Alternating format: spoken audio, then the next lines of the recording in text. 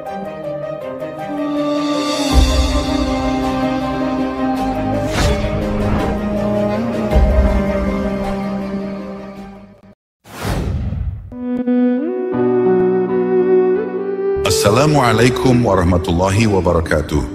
Sahabat jejak sufi yang kami muliakan dimanapun Anda berada. Pada zaman Bani Israel yang telah lama berlalu, di sebuah kota yang ramai namun syarat dengan kemaksiatan, hiduplah seorang wanita muda bernama Malika.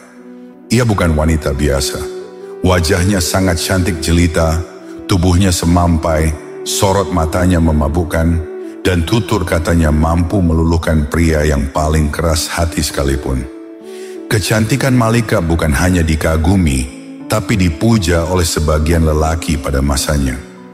Namun alangkah hinanya, anugerah yang semestinya menjadi dekat kepada Allah, justru ia gunakan untuk mengundang murka ilahi. Malika dikenal sebagai pelacur paling terkenal di negerinya. Ia tidak sembunyi-sembunyi seperti para pendosa yang takut ketahuan. Ia menjual dirinya secara terang-terangan dengan harga tinggi kepada siapa saja yang ingin melampiaskan nafsu syahwatnya. Di rumah besar miliknya, Malika menempatkan ranjang di dekat pintu depan. Sebuah ranjang mewah berlapis kain sutra yang menjadi singgasana dosa. Setiap hari ia berbaring di sana, tubuhnya yang molek terbujur dengan sengaja. Pintu rumahnya dibiarkan terbuka, agar siapapun yang melintas bisa melihatnya dan tergoda, memancing syahwat orang-orang yang lemah imannya.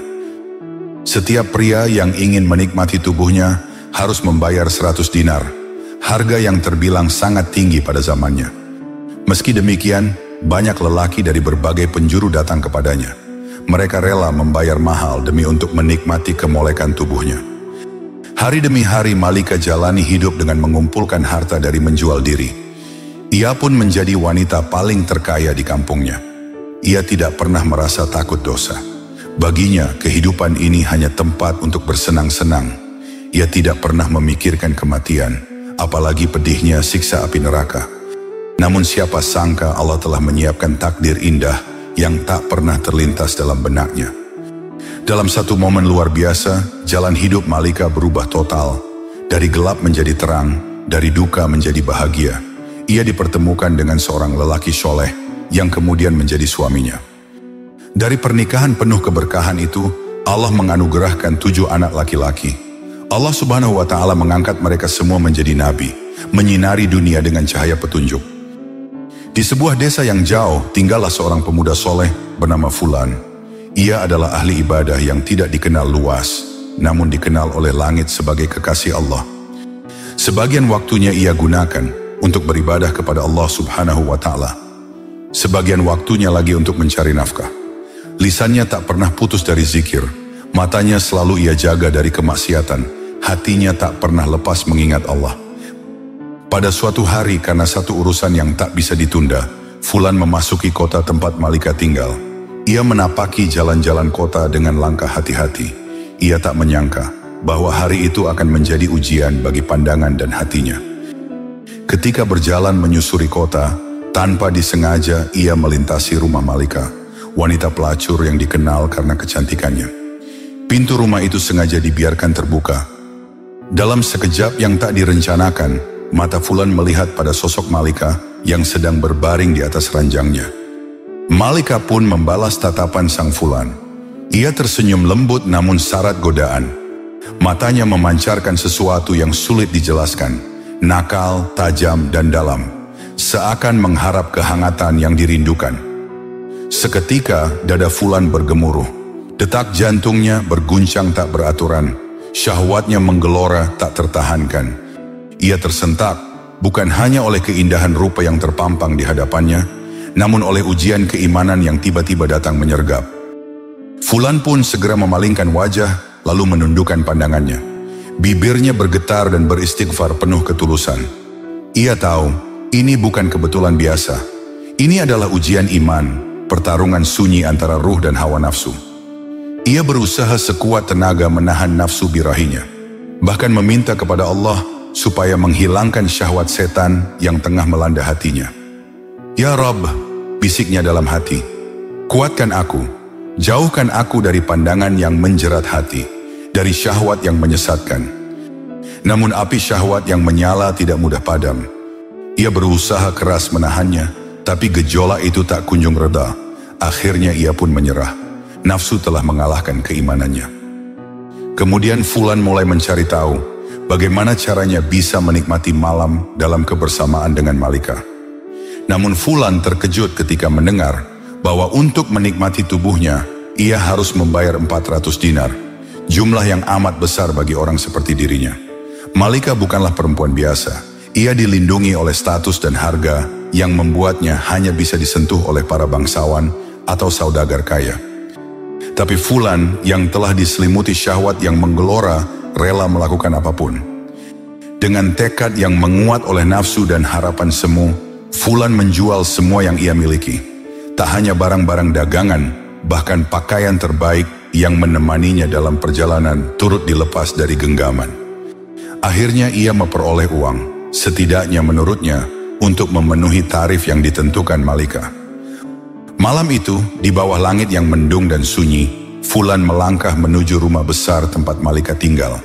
Sebuah bangunan yang bagi sebagian orang menyimpan mimpi, bagi sebagian lain menandakan kehinaan.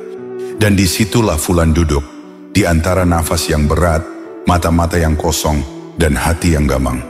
Ia menunggu giliran bersama puluhan lelaki lain yang mempunyai niat yang sama. Setelah tiba gilirannya, Fulan pun dipersilahkan masuk ke dalam kamar. Tampaklah Malika yang telah berhias rapi. Wajahnya cantik, aroma tubuhnya mengeluarkan wewangian yang mengundang syahwat. Rambutnya terurai menggoda. Tubuhnya terbalut pakaian yang membuat iman seorang lelaki tergelincir tanpa sadar. Ia duduk bersandar di ranjangnya. Kemudian Fulan mendekati Malika dan duduk di sisi ranjang. Ruangan itu hening, tidak ada obrolan, tidak ada kata-kata. Hanya detak jantung dan nafas yang mulai tak teratur. Malika yang terbiasa memulai, perlahan mengulurkan tangannya. Jemarinya yang lentik mencoba meraih tubuh Fulan. Namun sebelum kulit mereka sempat bersentuhan, tiba-tiba Fulan menggigil. Sekujur tubuhnya bergetar hebat.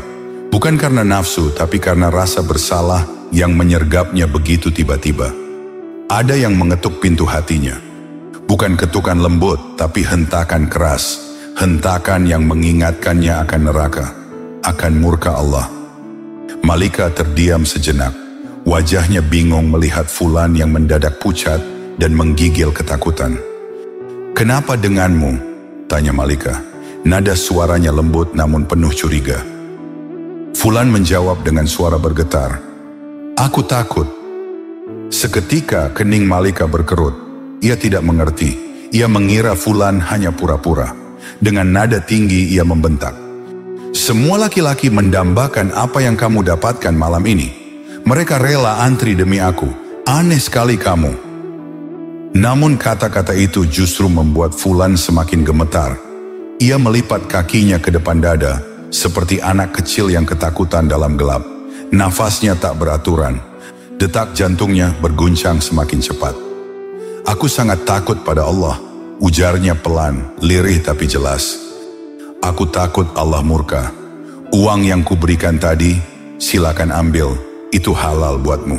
Tapi tolong, izinkan aku keluar dari tempat ini." Mendengar itu Malika pun membisu. Untuk pertama kalinya ia tidak tahu harus berkata apa. Amarah yang tadinya memuncak, berubah menjadi rasa iba. "Apa kamu sama sekali belum pernah melakukan ini?" tanya Malika dengan nada lembut. Fulan menatapnya, air matanya mulai mengalir. "Ya, ini yang pertama." Kemudian Fulan menjelaskan siapa dirinya dan dari mana ia berasal. Malika menghela nafas panjang. Ia tak menyangka, ternyata masih ada pemuda yang begitu polosnya. Ia lalu membiarkan Fulan pergi meninggalkan ruangan. Fulan bangkit dan pergi. Tubuhnya lunglai, air mata menetes di sepanjang jalan. Ia menangisi dosa yang bahkan belum sempat ia lakukan. Ia merasa seolah seluruh ibadahnya selama ini hangus, hanya karena satu niat yang keliru. Sementara itu, Malika duduk terpaku di ranjangnya. Tak ada lelaki yang pernah menolaknya. Tak ada yang pernah menangis karena takut berzina dengannya. Tapi malam ini satu pemuda telah membalikkan dunia Malika. Ia bukan hanya menolak tubuhnya, tapi menghadiahkan padanya satu hal yang tak pernah ia dapatkan dari lelaki manapun. Tangis Malika pecah. Ia berkata lirih dalam doa, "Ya Allah, lelaki itu baru akan berzina satu kali saja, tapi takutnya kepadamu melebihi ketakutanku yang telah berkali-kali berzina tanpa rasa malu. Apakah hatiku sudah sekeras batu?" Malam itu Malika mengunci pintunya rapat-rapat. Ia robek seluruh pakaian nistanya. Ia bersuci dengan air mata. Ia salat, bersujud, menangis, memohon ampun. Untuk pertama kalinya dalam hidupnya, ia memanggil nama Allah dengan penuh penyesalan. Hari demi hari berlalu, Malika berubah menjadi wanita baru. Ia menutup auratnya. Ia tinggalkan semua profesi haramnya. Ia gunakan hartanya untuk membantu fakir miskin.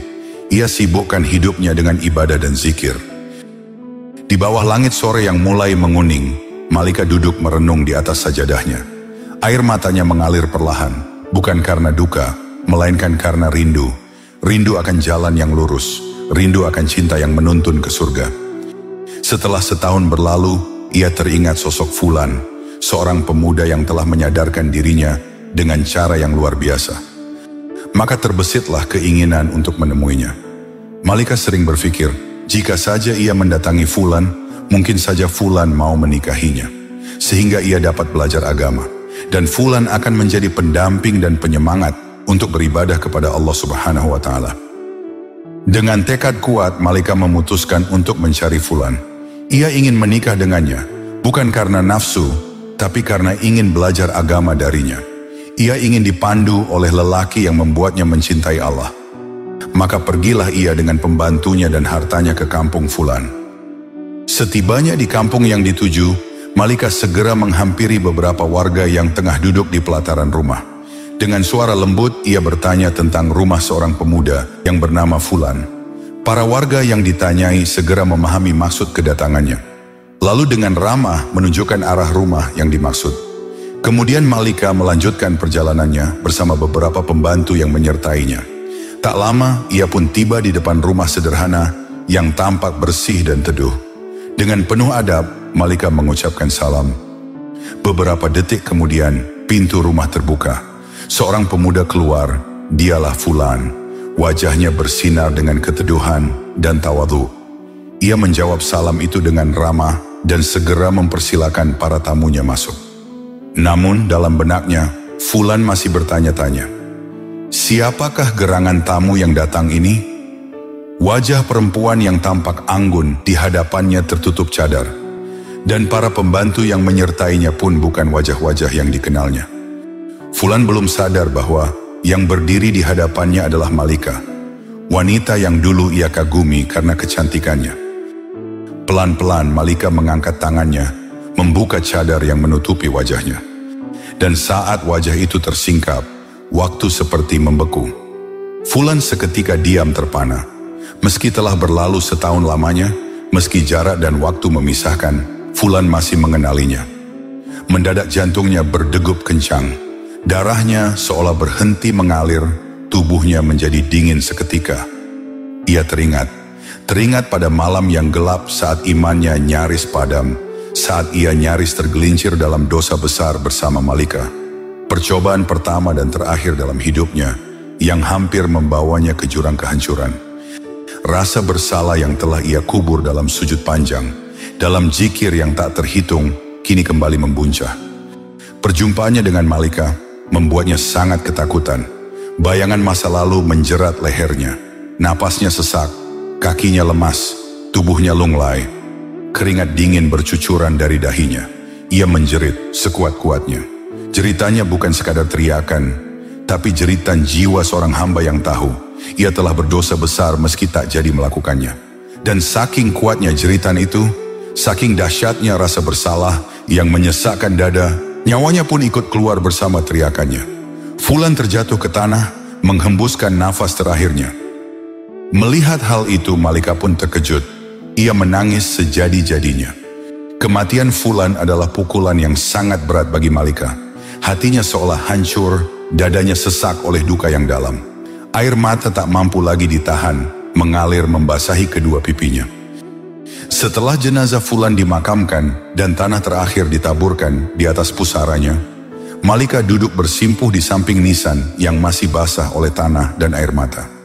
Dengan suara lirih yang nyaris tak terdengar, ia menengadah ke langit dan berdoa, "Ya Allah, sesungguhnya aku datang ke tempat ini demi sebuah niat yang suci, niat yang tulus, untuk bertemu dengannya dalam jalan yang Engkau ridhoi.